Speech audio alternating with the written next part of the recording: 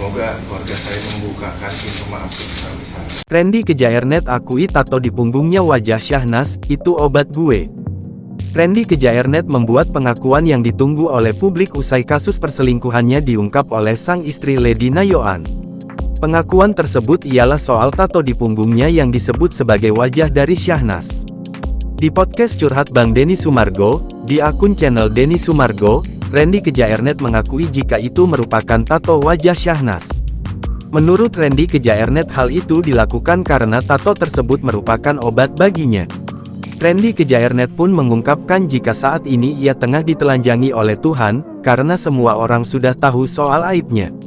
Randy Kejaernet mengaku menerima semua ini, karena dianggap sebagai konsekuensi.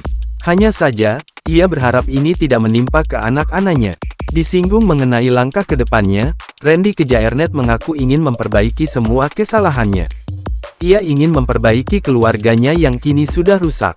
Menurut Randy Kejaernet, perjuangannya untuk kembali pasti lelah dan memakan waktu, namun ia akan terus berusaha.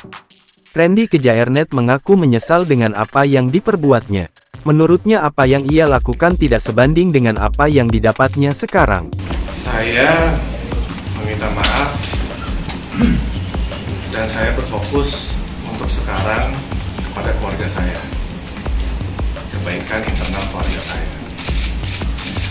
Dan ini sudah jadi pembelajaran buat saya, dan akan terus menjadi pembelajaran untuk saya untuk menjadi lebih baik.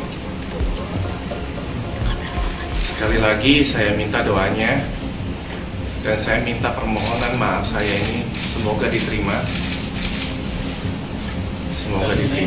oleh halayak publik, oleh warga Indonesia, teman-teman media.